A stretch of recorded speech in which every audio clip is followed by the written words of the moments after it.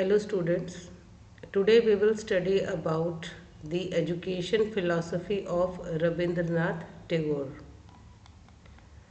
आज हम रविंद्रनाथ टैगोर जी के जो शैक्षिक दर्शन है उनका उस पर चर्चा करेंगे और देखेंगे कि इनकी फिलॉसफी जो है वह किस उसमें क्या क्या बातें कही गई है। थोड़ा सा शुरू करने से पहले अगर हम उनके जीवन पर एक दृष्टि डालें, हम सब लोग बहुत अच्छे से जानते हैं रविंद्रनाथ टैगोर जी को। So he was born in a family associated with Brahmo Samaj. इनका जो परिवार था वो किससे एसोसिएटेड था, तो ब्रह्म समाज को फॉलो करता था और उससे एसोसिएटेड था। फैमिली सरनेम इनका खुशारी था, बाद में जिसे ठाकुर बोलना जाने लगा क्योंकि ये एक वेल्दी फैमिली से बिलोंग करते थे। Because of the mispronunciation of Thakur by the Britishers he became Tagore. तो ठाकुर इनका सरनेम था, लेकिन मिसप्रोनाउंसिएशन होने की वजह से ही बिकेम टैगोर। ये राजा राम मोहन रॉय के जो है मित्र भी थे। He was friend of Raja Ram Mohan Roy and his family was also active in ब्रह्म समाज रिफॉर्म्स। इनके जो एल्डर ब्रदर थे, कौन थे, सत्येंद्र नाथ टैगोर। इन्हें हम सब जानते हैं। He is the first Indian to pass the IAS exam. He was raised mostly by servants, concept called servocracy. Went to London to study law, but he dropped out from there also. इन्होंने सुभाष चंद्र बोस जी को देश नायक जो है title भी दिया था।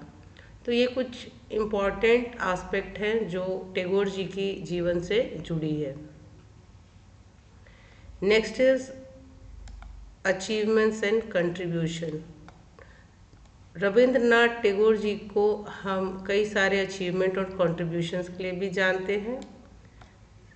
ही was the composer of national anthem. हम सभी जानते हैं कि हमारा जो राष्ट्रगान है उनके द्वारा रचित है। उसके अलावा he was also a promoter of internationalism. ये बहुत इम्पॉर्टेंट पॉइंट है। अंतर्राष्ट्रीय दृष्टिकोण पर इनका काफ़ी विश्वास था और इन्होंने अपनी पूरी फिलॉसफी में काफ़ी विश्व बंधुत्व की बात को जो है रखा भी और उसके समर्थक भी ये थे। He was the first Indian to win the Nobel prize. इन्हें नोबल प्राइज़ जो है दिया गया 1913 में गीतांजलि के लिए। So this is also very important. 1901 में इन्होंने शांति निकेतन का निर्माण किया 1901 में। 1921 में आगे जाके यह विश्व भारती यूनिवर्सिटी जो है बना और 1922 में श्री निकेतन नाम की संस्था का भी इन्होंने निर्माण किया।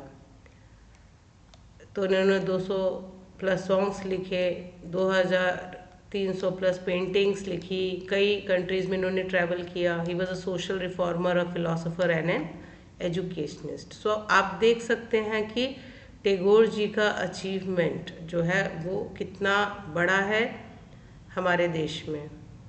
Coming to his philosophy of education, तो ये रूसो जिनको हम प्रकृतिवाद में काफ़ी पढ़ते हैं, उनके नेचुरलिज्म यानी प्रकृतिवाद के सिद्धांत से काफ़ी इम्प्रेस्ड थे, काफ़ी ये उस पर बिलीव करते थे और इंडिविजुअलिज्म पे भी बिलीव करते थे। यानी व्यक्ति की अपनी स्वतंत्रता, उसकी अपनी सत्ता और साथ में प्रकृतिवाद जो रूसो द्वारा जो एक फिलॉसफी है जिसमें चाइल्ड को बीच में सेंटर में रख के और चाइल्ड को एक नेचर का पार्ट मान के जो है सारी चीज़ें जो है सारी फिलॉसफी बात करती है।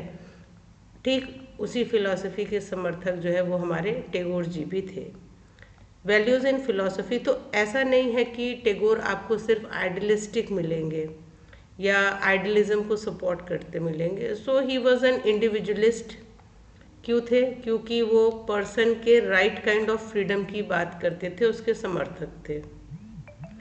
आइडियलिस्ट भी हम बोल सकते हैं, क्योंकि लाइफ का जो अल्टीमेट ट्रुथ है वो लिबरेशन है। इस वजह से इन्हें जो है आदर्शवादी विचारधारा का भी बताया जाता है कि ये भारतीय दर्शन का जो मूल सिद्धांत है, जो लिबरेशन की बात करता है, उस पर भी विश्वास करते थे। He was a spiritualist also, ये आध्यात्मिक विकास की भी बात करते थे। ह्यूमनिस्ट भी थे, क्योंकि ये यूनिटी और ब्रदरहुड की बात करते थे, मैनकाइंड की बात करते थे। नेचुरलिस्ट थे, क्योंकि ये नेचर को ग्रेटेस्ट टीचर मानते थे, ये हम पहले भी डिस्कस कर चुके हैं। And he was a Vedantist also, क्योंकि ये अहम ब्रह्मास्मि या आई एम ब्रह्म के कॉन्सेप्ट पर भी बिलीव करते थे।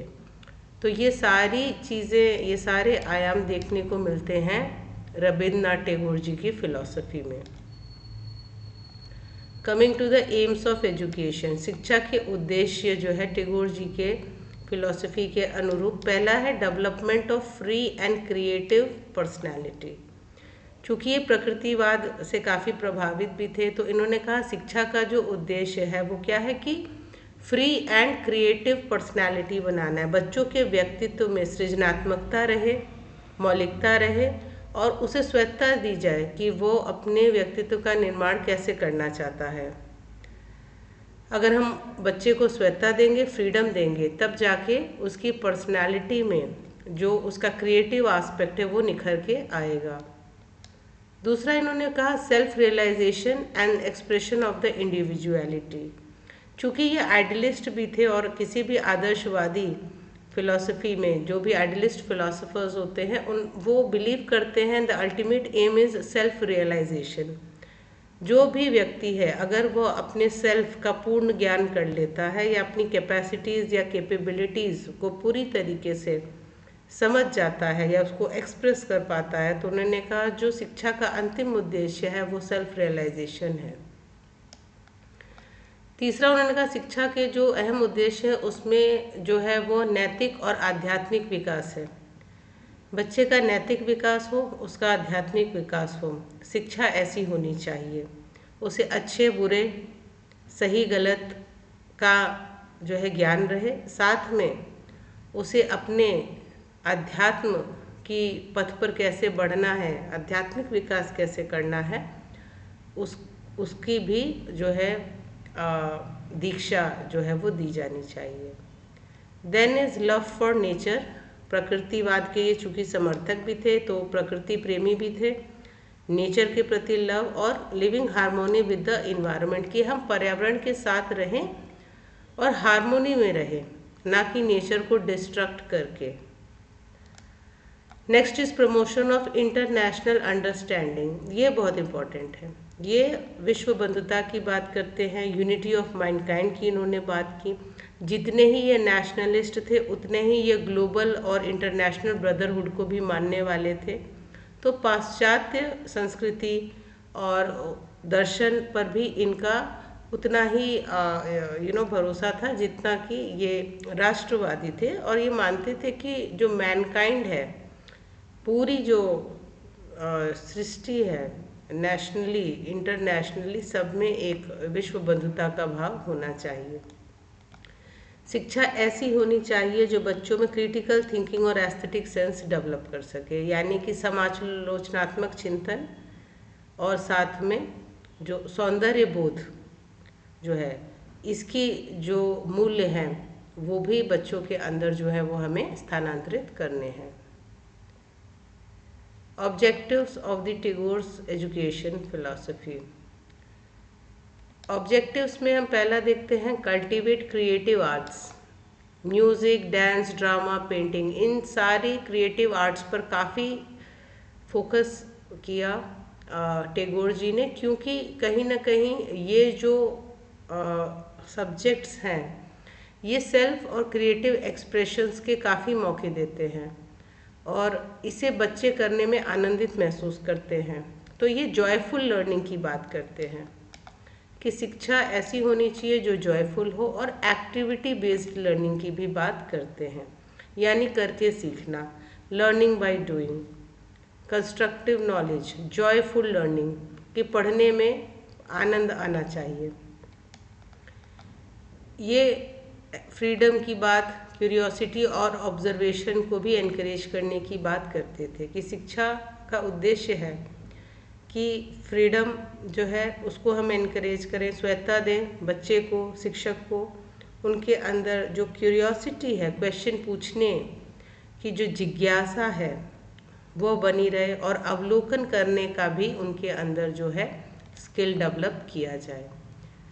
Next is education should build a sense of social responsibility. शिक्षा ऐसी होनी चाहिए जिससे सामाजिक दायित्वों की पूर्ति की जा सके। बच्चा यह समझे, स्टूडेंट्स को ये आभास हो कि पढ़ने के बाद उसकी सोशल रिस्पॉन्सिबिलिटी भी है और समाज में उसे कुछ इनपुट देना है और एक समाज का प्रोडक्टिव मेंबर बनना है। Next is encouraging cooperative learning, living and community life. तो कोऑपरेटिव लिविंग की भी बात इन्होंने कही कि सबको साथ मिलकर रहना है, विदाउट एनी डिस्क्रिमिनेशन, एक दूसरे से कोऑपरेट करना है और एक कम्युनिटी, अच्छी कम्युनिटी लाइफ बितानी है।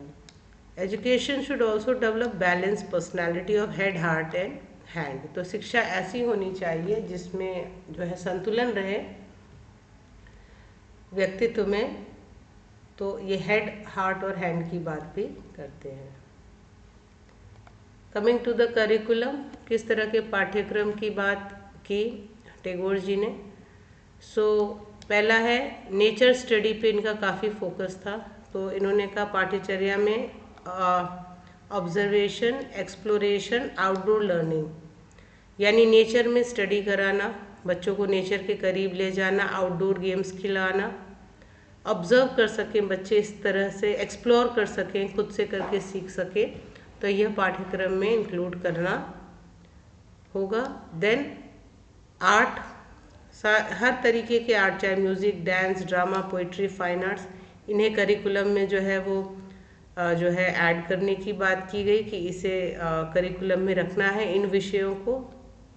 Then craft and manual work, literature and language, साहित्य और भाषा, social science and history, science and environment, physical education and game, activity forming part of daily life, no rigid subject. तो आप देख सकते हैं कि कितना डाइवर्सिफाइड करिकुलम जो है टैगोर जी की फिलॉसफी में देखने को मिलता है, जहाँ नेचर का एक्सप्रेशन भी है, क्रिएटिविटी भी है, आर्ट एंड क्राफ्ट भी है, लैंग्वेज भी है, social science, all the subjects are included and based on activity learning, exploration, observation, इस तरह के मेथड्स उन्होंने बताए और इस तरह के सब्जेक्ट्स को करिकुलम में इंक्लूड करने की बात की। शिक्षण विधियों को देख लेते हैं, टीचिंग मेथड। तो इन्होंने लर्निंग थ्रू नेचर की बात की, ओपन एयर क्लासेस की बात की, यानी प्रकृति के करीब जो है बच्चों को रखें और नेचर के थ्रू अगर लर्निंग हो तो ओपन एयर क्लासेस की बात इन्होंने कही कि ओपन में पढ़ाएं बच्चों को, जहाँ नेचर हो, एक्टिविटी बेस्ड हो, क्रिया आधारित जो है टीचिंग मेथड्स टीचर यूज़ करें। एक्सपीरियंशियल लर्निंग की भी इन्होंने बात की कि एक्सपीरियंस, अनुभव आधारित अधिगम जो है इसे अपनाया जाए शिक्षण विधि के रूप में। फिर इन्होंने करके सीखने की बात की, learning by doing, heuristic method जिसको कि हम डिस्कवरी लर्निंग से जानते हैं, artistic expressions, music, painting, story telling के through, role play, drama, creative writing. Teacher को उन्होंने कहा teacher is a guide, he is a facilitator, he is a co learner, and this is also very important, co learner, कि शिक्षक भी learner ही है पूरे शिक्षण और अधिगम की प्रक्रिया में, वह भी निरंतर सीखता है, वो एक को लर्नर है, गाइड है, फैसिलिटेटर है। इन्होंने पीयर लर्निंग पे भी स्ट्रेस दिया और कोऑपरेटिव लर्निंग पे भी स्ट्रेस दिया। तो अगर आप इनके टीचिंग मेथड्स को देखें तो ये सारे मेथड आपको प्रैग्मेटिस्ट फिलॉसफी, प्रयोजनवाद फिलॉसफी से मिलते जुलते मिलेंगे, क्योंकि इन्होंने भी हर जगह एक्टिविटी बेस्ड लर्निंग की बात कही। इनकी अनुशासन क्या क्या संप्रत्यय था, इन्होंने डिसिप्लिन के लिए क्या कहा, इन्होंने कहा it should be based on freedom and self discipline. तो किसी भी तरीके के पनिशमेंट की बात इन्होंने नहीं की। इन्होंने कहा डिसिप्लिन जो है वह स्व अनुशासन होना चाहिए, सेल्फ डिसिप्लिन जो कि बच्चे बच्चे को खुद पता चले कि उसे डिसिप्लिन्ड रहना है, समय पर उठना है, पढ़ना है, सारी चीज़ों में उसका सेल्फ जो है वही उसको बताएगा कि उसे कैसे डिसिप्लिन रहना है।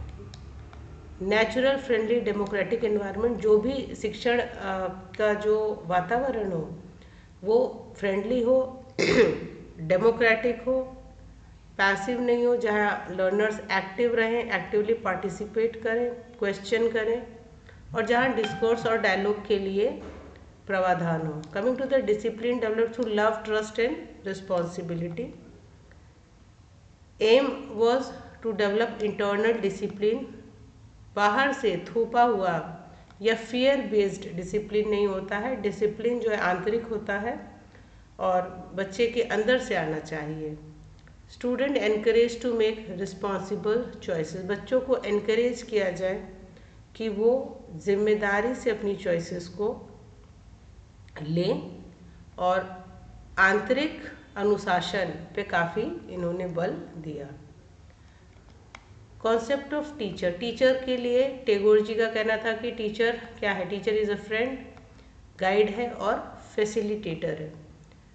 तो इन्होंने कहीं भी टीचर को अथॉरिटेटिव नहीं बताया, कहीं भी टीचर को ये नहीं बताया कि teacher is only active in the whole teaching learning process. So teacher is a facilitator, he is a guide, and he is a co-learner in the whole teaching learning process. Teacher should inspire creativity, not impose knowledge. तो किसी भी शिक्षक का कार्य ज्ञान को थोपना नहीं है, बल्कि बच्चों के अंदर की जो सृजनात्मकता है उसको बाहर निकालना है।